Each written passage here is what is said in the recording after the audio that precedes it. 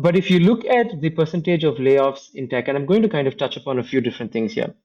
One, they're mostly by big tech companies. A lot of these layoffs are actually coming from recruiting, product management, and a few non-core engineering positions. Calling yourself a developer kind of makes you feel like you're a person who writes code. An engineer is a person that solves problems. It just so happens that he or she writes code to solve problems. And so I see myself as a problem solver. And these recommendations are based on popularity, not in terms of like the open source popularity, but in terms of what startups are preferring nowadays. So my top recommendations, and they're not really ordered in terms of importance, but my top recommendations would be.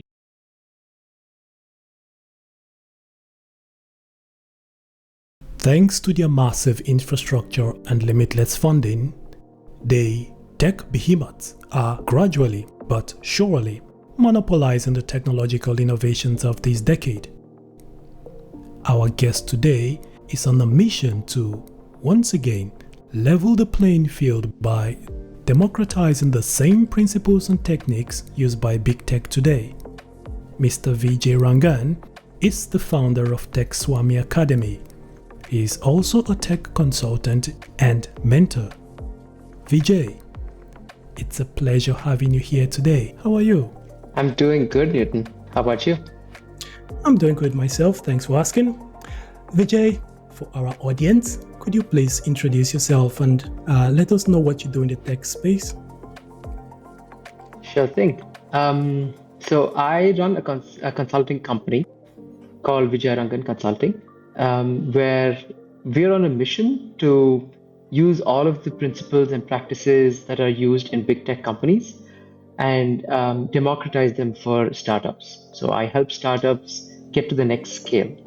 I also run a mentorship and training academy called Tech Swamy, where I mentor and train engineers to get jobs in the software industry. Interesting. Maybe we start with your consulting company first of all. So I'm trying to understand what type of clients would come to you for help. Let's say I am a startup founder, for example. What services would you be able to provide to me and my newly founded company? If it's newly founded, I presume you're still kind of trying to get a market out, but we can serve a very small number of types of clients. I specialize personally in serving clients that have achieved product market fit, typically who are doing several millions of dollars in revenue recurring annually, or have got similar funding rounds. And so these are companies that are out in the market that have products, typically have a small engineering team, but require certain expertise to scale to the next level, possibly to hit their next milestones, either in terms of user growth or just company growth itself. So that can be processes, teams, and engineering practices. I also work with startups, like you mentioned, if you've just founded one. I also work with them on varying degrees, typically for architecture review. Some of them may come to us. We have had a fewer number of clients that come to us for helping them get their product out into the market. So this could be from taking their big business vision as they have and asking us about what technologies to use, what practices, and how it actually goes about. And in some cases, we actually build those products for them. We really see ourselves as technical partners. Typically, consulting companies are executors, but we distinguish by saying we are their technical partners. By that, I mean they have full visibility as to what we're doing. We're constantly communicating and course correcting as to meet their vision. It's all about the founders. It's not about us. Okay, that makes sense. And for the Tech Swamy Academy, tell us about that, if you may. So there are a few people that reach out to me through my networks that want mentoring. And so a little bit of a history before I get into the motivation of Tech Swamy. A few years ago, probably 4 or 5 years ago, I generally have a passion for teaching. I just really love it. And so about 4 or 5 years ago, I ran a 3 to 4 month bootcamp an offline bootcamp. This is pre-COVID. An offline bootcamp for full stack JavaScript, and where I taught a mix of professionals and grads who wanted to get jobs as a full stack developer. So there I taught the MERN stack, which is Mongo, Express, React, and Node.js. And so from that kind came a lot of satisfaction for me personally. And with Tech Swamy, I'm kind of reigniting that journey by mentoring people through various issues that they have. So mentors that come to me, or mentees that come to me, sorry, are ones that are wanting to get into industry. They've just graduated or are soon to graduate, or ones that have been in the industry but are finding that they're stuck and they need guidance in interview prep mostly. And so that would mean like how to interview, and I think that that's a skill that can be learned. And what kind of questions people can assume. So if you're 6 years, 7 years into the industry, your expectations in an interview would be really being able to lead a team, being able to design systems, even if in a small scale, independently, communicate those architectures. There's a lot that goes into it. So I mentor typically between grads to about 6-7 years. I think beyond that, folks are fine. They have a sense of what's happening in the industry. But yeah, that's my audience. Yeah, sounds like you must have your hands full on a regular. Yes, my days are pretty packed. I can imagine. Vijay, maybe we just backtrack a bit to the early beginnings. I'm sure some in the audience, they're kind of new to the tech industry. Some are considering transitioning from other industries into tech, and they're quite curious on how distinguished guests like yourself were able to navigate the IT terrain and got to the position you're in right now. So if you don't mind, could you walk us through how you got started in tech, the very early beginnings, what inspired you to get started to start with, and also what are the decisions you made along the way that got you to this very position you're in right now? Yeah, happy to share my story. So I guess interestingly, I'm also from, I think where your audience is. I'm not a typical computer grad. I actually was working in my family business. I'm from India, so my father started a business about, I would say, roughly 35 years ago. And then it's always been kind of an unsaid requirement that I join the business. And so that's just what my path was. And so in that light, I studied industrial engineering, which for those who may not know, is a mix of mechanical engineering and a little bit of management. But we talk about management in terms of factory management, processes, and all that stuff. So I did that. I graduated and joined the family business. But while I was there, because the company was quite old, it was already a well-oiled machine, I had some time to take it to the next level. So I had the idea, in fact, actually my brother had the idea to modernize the processes within the company itself. And he had looked at a few ERP systems. ERP is Enterprise Resource Planning, which are systems specifically geared for a whole bunch of things like CRMs, customers, etc., but for manufacturing as well. So while I was doing the research for that, it dawned on me that I can actually maybe perhaps toy with tech and create my own. Mind you, at this point, I had no idea the C of C programming. I had no idea what it meant. I had done C programming, I think, in my 12th grade, and that was about it.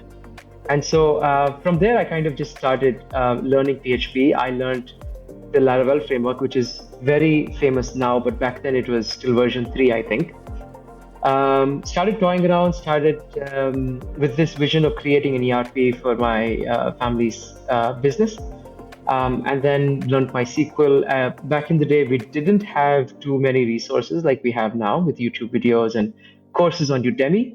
It was mostly a lot of reading Stack Overflow and just a bunch of experimenting on my local computer, and just trying to move towards that vision. That's how I started in tech, and I think building that system really got me hooked into programming and what software enables us to do. It felt like an extension of my capabilities. And I think now, as even 10, 11 years in almost, the reason I stay is because I feel like that's a channel for my creativity.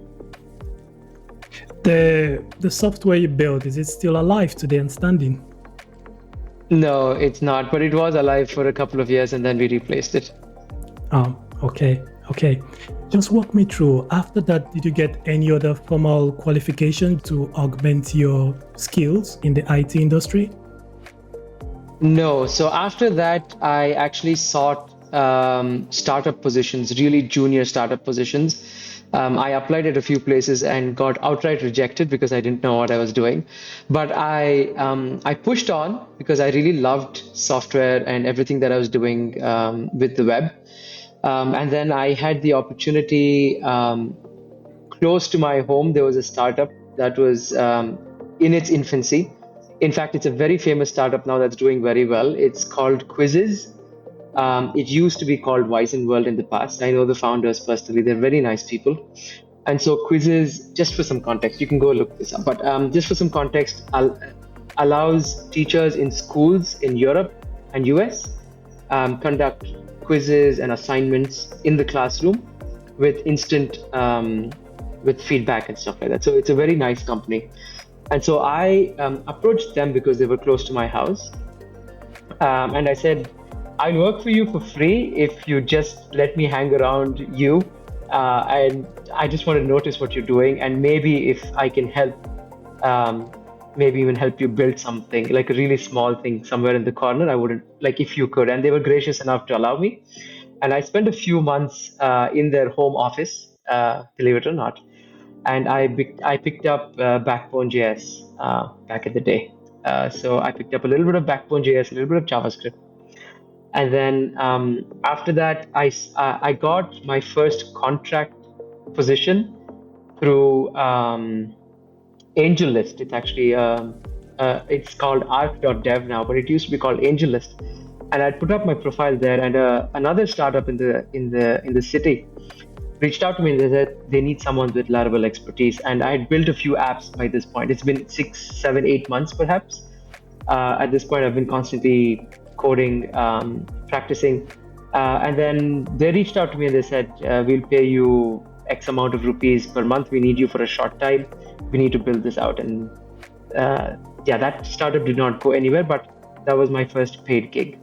I did not have any formal education, although I think I did take CS50 from Harvard, which is a free course online. I just basically sat and learned a whole bunch of computer science concepts, fundamental stuff, beginner stuff that I used to watch a lot of. And David Malin, who's like the head trainer at CS50, even today, I think he's the dean of Harvard Computer Science, did an excellent job teaching. So I think that would consider, I think, formal training perhaps in some sense, but no, I didn't go to university. I'm even more concerned about not even the university part. And thanks for that explanation, by the way. I was thinking more about certifications. It seems most of these companies tend to be on the lookout just for particular names, certification programs. Like, let's say if you're applying for networking, they would be looking for Cisco, one of the Cisco certifications, and things like that. The reason I just tend to advocate for these certifications is that from the look of it, you've spent quite a lot of time studying on your own.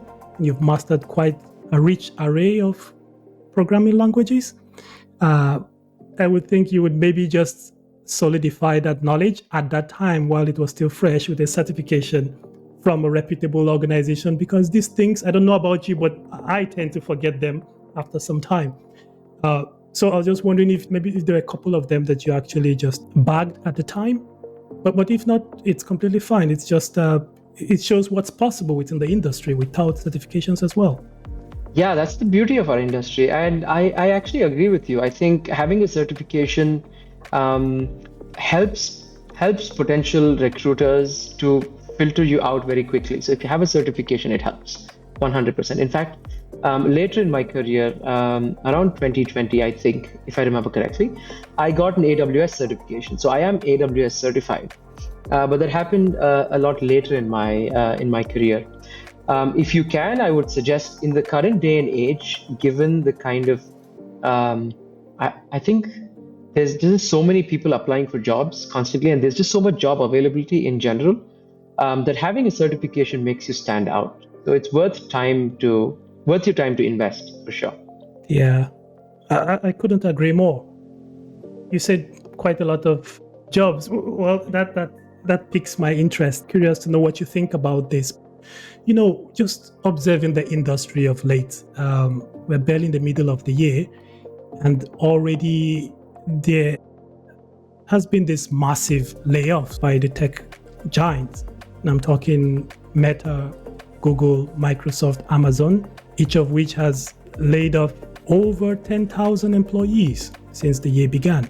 You've got Tesla leading them all with more than 14,000 employees laid off since the beginning of the year. Many would attribute these layoffs to artificial intelligence and its widespread adoption at enterprise scale.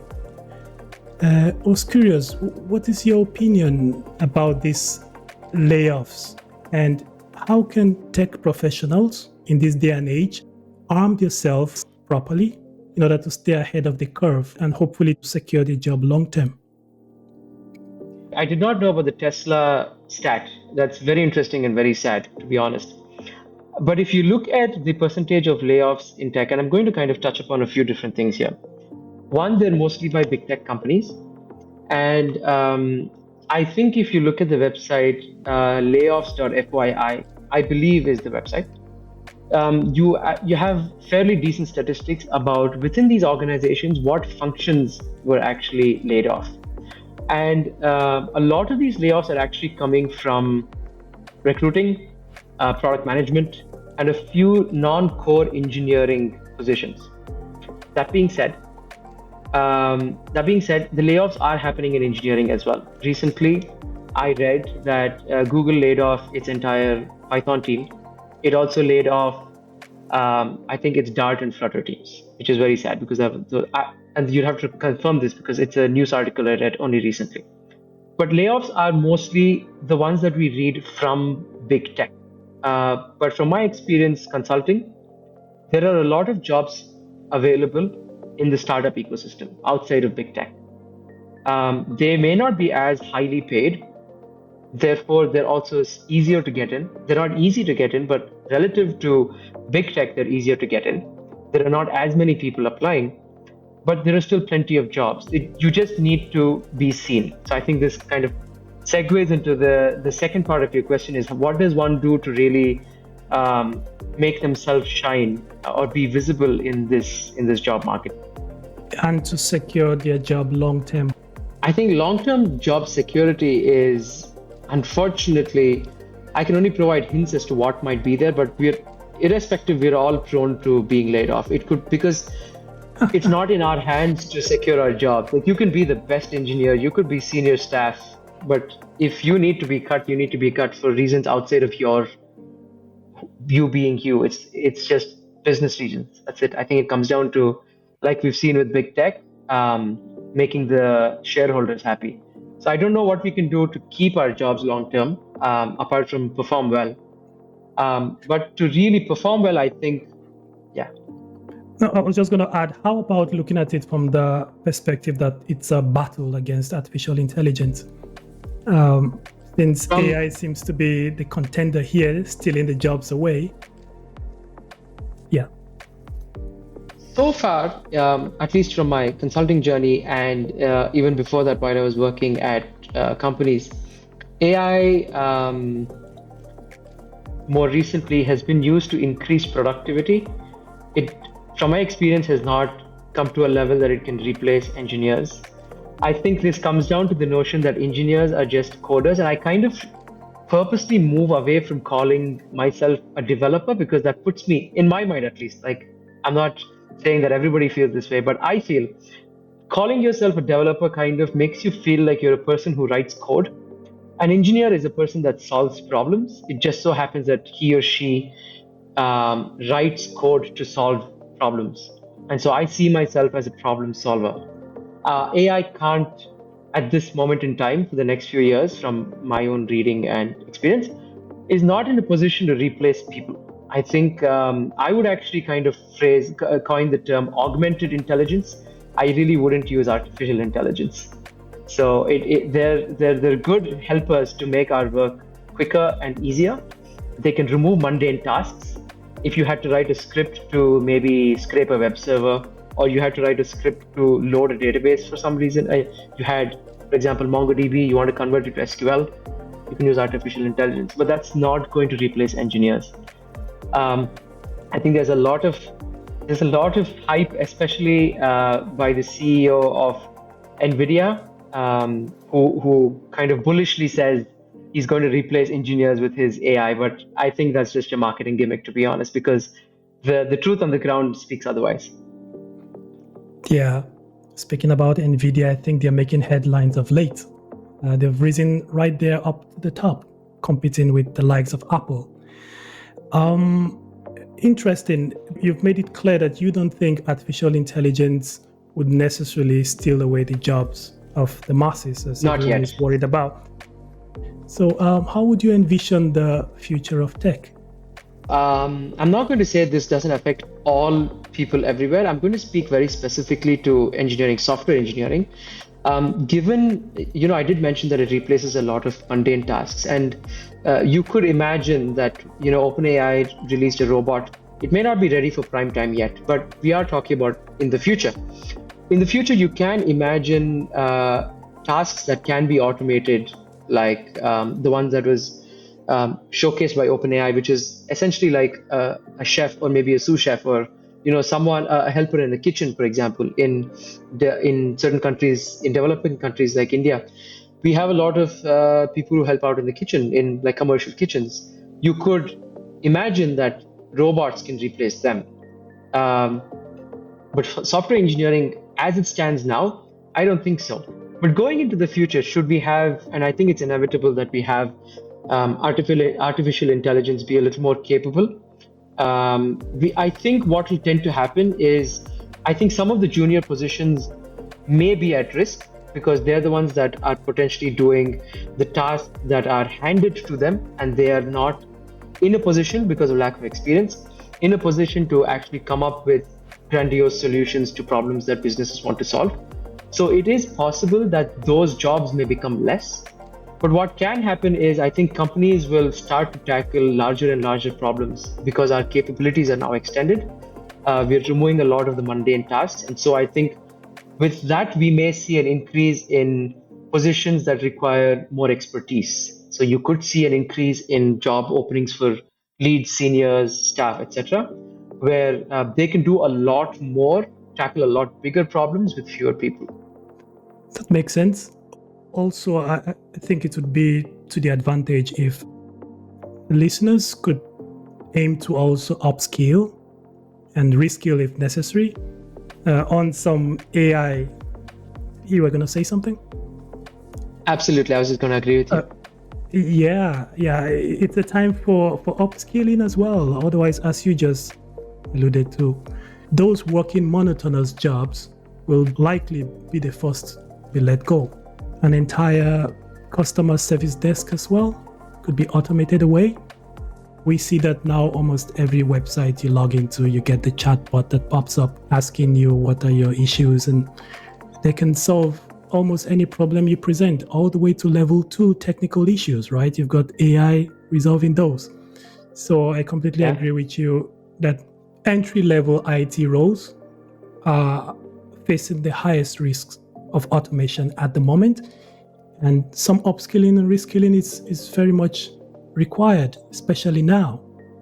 But then, as you've mentioned, I don't think artificial intelligence should be the only domain in which they should be upskilling in.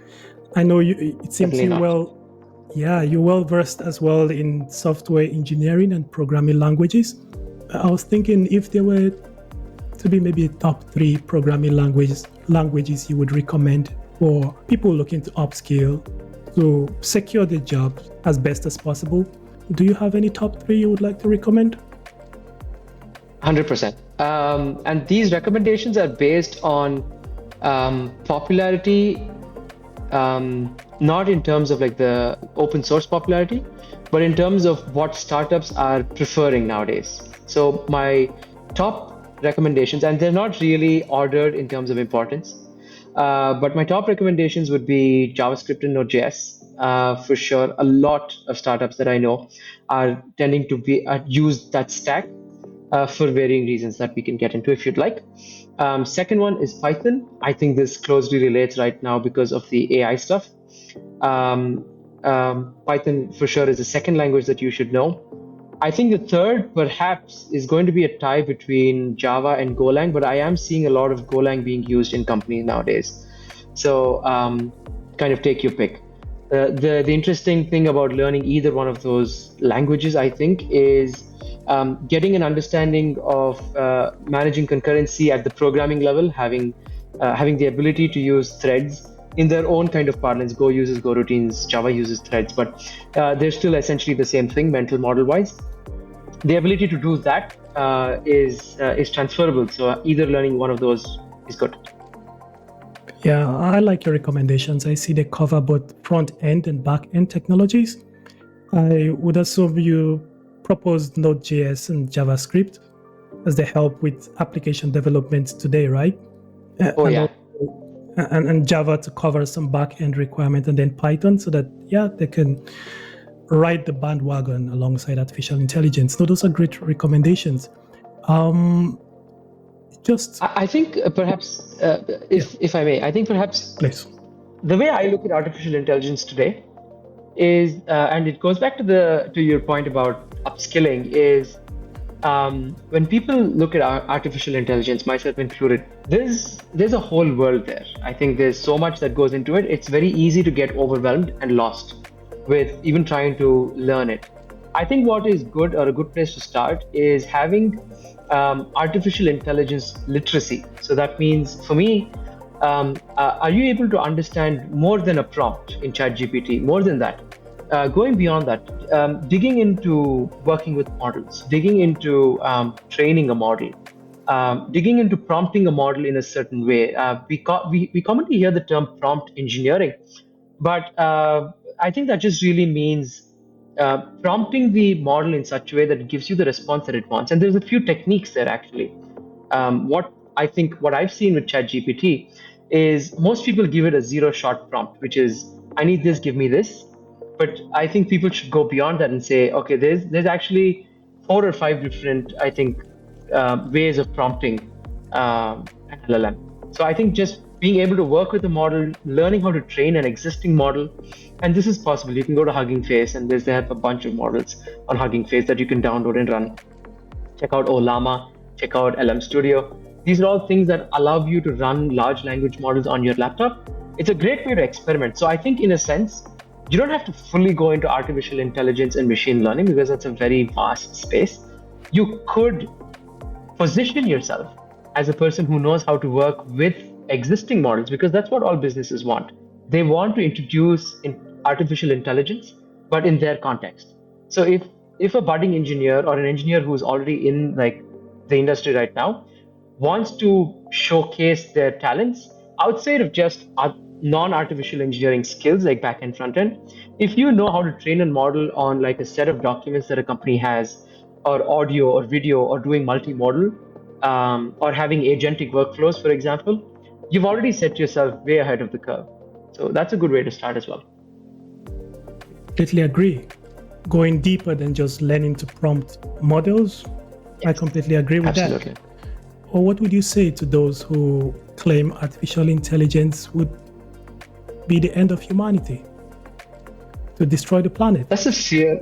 Well, that's a fear that I personally, I suppose, an irrational or semi-rational fear that I live with myself. I think artificial intelligence is like the wild, wild west. I think nobody is really governing what's happening. Companies are free to do what they want, train what they want. Even about 2 years ago, just before ChatGPT, I had read an interesting article that came out of Meta that they kind of pit 2 models together, or artificial bots together, and they observed in the logs that those 2 bots are actually speaking their own language, and it was not English, or perhaps it was English words, but that did not make sense to the human. So it is a very scary thing. And I think we need, I'm not an expert in this topic, of course, but from my opinion, I think we need some sort of governance. We need also, we need pushback to say, okay, what's the capabilities of this? What are we doing? We need to question and push back on big tech to see if they're actually doing ethical things. Because if we don't push back, then they're just going to do what they think we want. They are serving us at the end of the day. So if people are not happy with the way, like you said, if data collection, for example, was an issue for their end users, and if we all kind of in majority pushed back on unethical practices, I think that would also help steer governing these big tech companies that are doing all of this stuff. Completely agree. Well, as we all know, at the moment, we do not have sufficient regulations for development of AI solutions, right? Almost every other day, you get new solutions hitting the market, poorly tested beta solutions, all powered by the same large language model at the back end, but on the front end, yet taking in money from the public, taking in personal data from the public. So yeah, still a long way to go with regards to AI regulation. The EU is doing the best it can. I think it's leading the rest of the world with regards to regulations. So I would take your stance then, Vijay, that you believe with the way things are going with artificial intelligence, without the right check gates put in place by the right authorities, AI might mean the end of the planet. Well, even though it's not going to steal our jobs. Yeah, I think we have much bigger concerns with artificial intelligence. No, I just kid, but it is a concern that I have. Yeah, my stance on that, I don't think it's going to bring about the end of the world. It just wouldn't. There is a risk there. I wouldn't call it. I don't know if I would go to the extent of extinction of the human race, but it is a looming fear, I would say. I don't know on what scale that falls. It's just like, it feels like maybe a lack of control, and I don't know where that lack of control would lead. We would create a monster, but we may be able to kill the monster, but we would create a monster nonetheless, is my fear, I think. I agree. We are the ones that will create that monster. I mean, our proclivity for evil is just unmatched, right? With every new AI solutions, you've got people working in the shadows with nefarious intent, right? Look at what they're doing with the voice cloning, image cloning. You can't trust anything you see on the internet anymore. And the AI hallucinations, they've completely messed up the internet. I think we are currently using a different version of the internet. It's high time this is called, I don't know, Web 3.5 or something. Vijay, I just want to maybe close up the advice we have for the newcomers to the tech space who might be watching this. What advice would you have for these folks at such a time when the industry is experiencing this paradigm shift in the way things are being done, the way businesses are operated? You've got one-man businesses now that can reel in as much as almost $500 million. What advice would you have for people considering work in the IT industry in this day and age? That's a hard question, actually, to be honest. But I think it really comes down to one's motivations. The one-off 300,000 in 6 months, 500,000 in 1 month, those kind of things, I think should be taken with a huge heap of salt, not just a pinch of salt.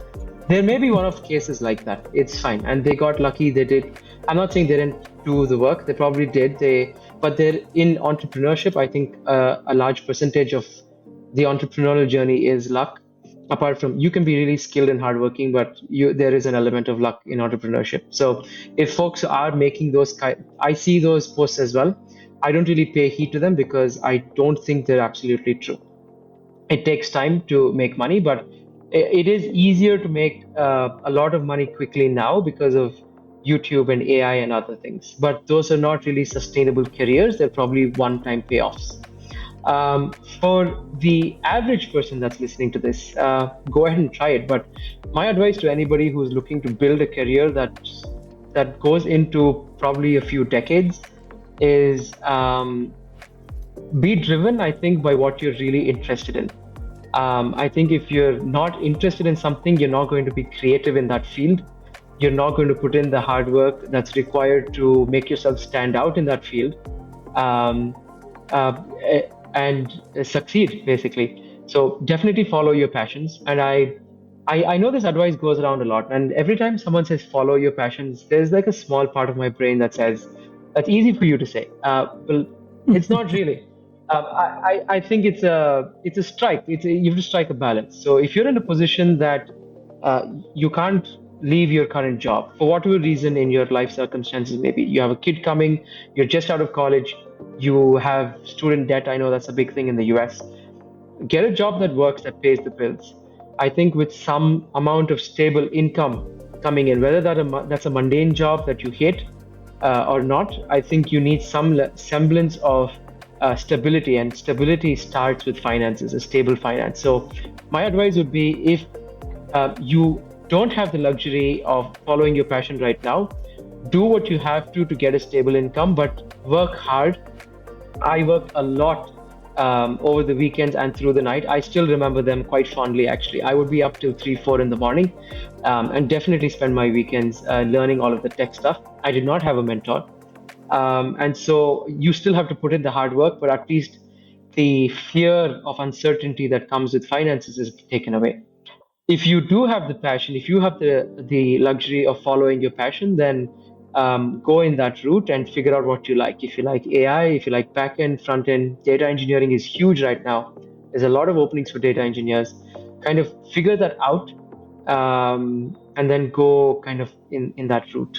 That would be my advice. And I think this is one thing that I tell everyone. Everyone's just chasing courses after courses, and they get nowhere. They go into course hell.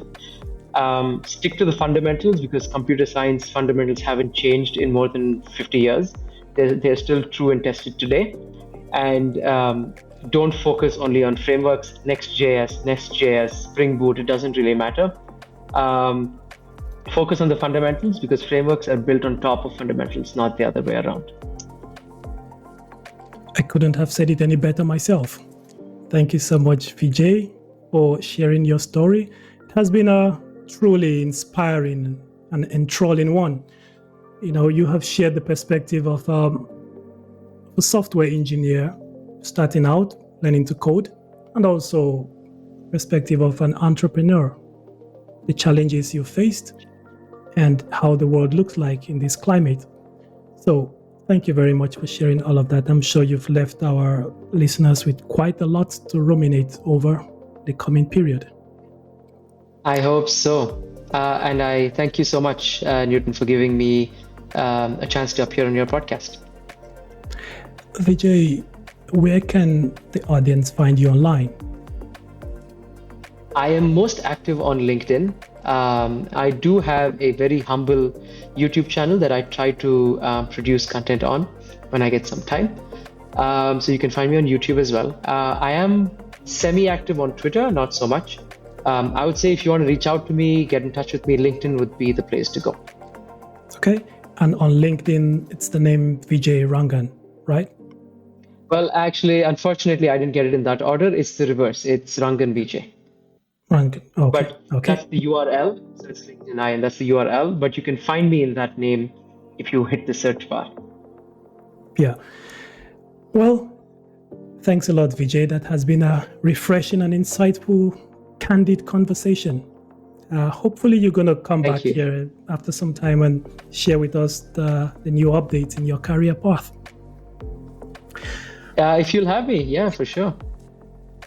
We'll definitely love to.